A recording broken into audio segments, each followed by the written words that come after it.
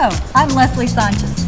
Recently, I was fortunate to sit with 6 leaders in our community whose careers span from business, media, government, the judicial system, and global nonprofits. I asked each of them one question.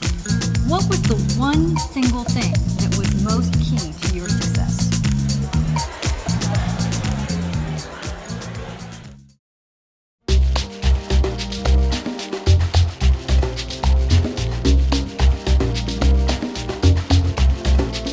Well, I actually got some good career advice at a time when I wasn't thinking about a career. I was at Harvard.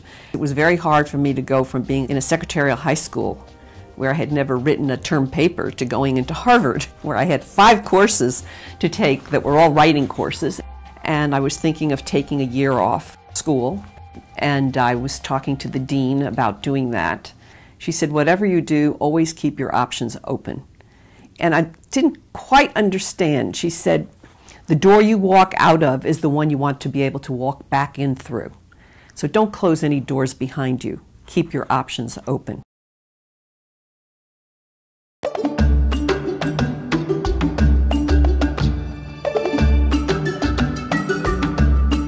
I never thought about the whole notion of career. And I was a mid-career Army officer when this happened. And you have to sort of understand the ethic of being in the military, where the environment is one that's very oriented to service. It's about serving others. The one piece that I recall that was just an eye-opener for me, someone who was really my boss asked me, well, what do you want to do and what do you see yourself doing?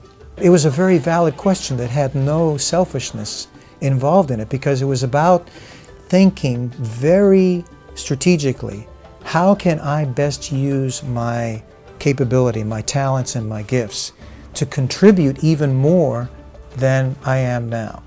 When the future does arrive, you're in a better position to make the contributions to others that you would like to do.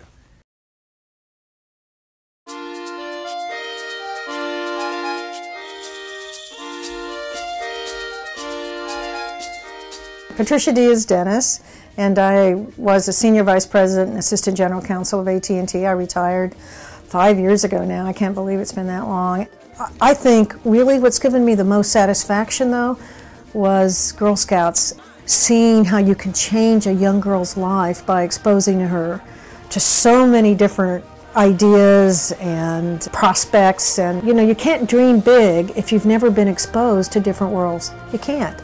I think if you treat people well, and you're honest and straightforward and all the Girl Scout law attributes, and just have a good character, you're going to do fine. And you're going to feel you've led a good, rich, helpful life. It's an anonymous saying, and I just think this saying captures an important concept, and it is, be careful of your thoughts because they become your words. Be careful of your words because they become your deeds. Be careful of your deeds because they become your habits. And be careful of your habits because they become your character.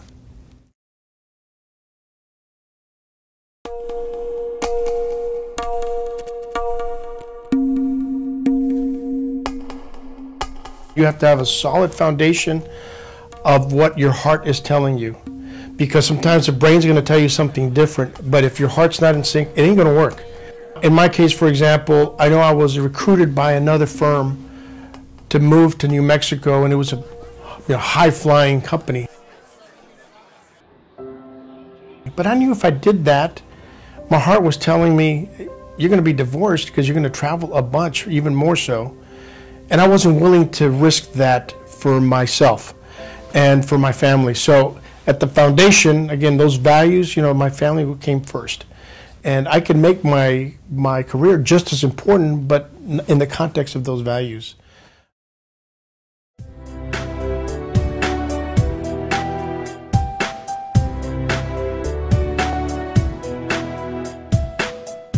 So there was a point in my career where I was really evaluating 2 opportunities.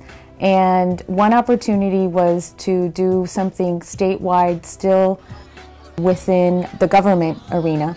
And the other opportunity was to do something statewide as a lobbyist in corporate America.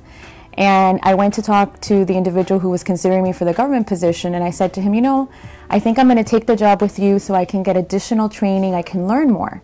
And he says to me, well, Rocky, what do you want to do in the next 5 years? I said, well, I want to be a lobbyist. And he said, well, let me get this straight. Someone's offering you a job now to be a lobbyist, but you want to come work for me for 4 years to then go be a lobbyist. He's like, that makes no sense. Rocky, you're thinking like a woman. And I said, what do you mean? And he said, a man would jump right in, take the job, and learn it as he goes. You feel like you need more training. He said, they wouldn't be offering you the job if they didn't think you were qualified for it. And I still remember those words, and every time I sort of think about a new opportunity, I realize how important it is for me to have the confidence in my own ability so that I'm really able to take advantage of the opportunity and jump right in.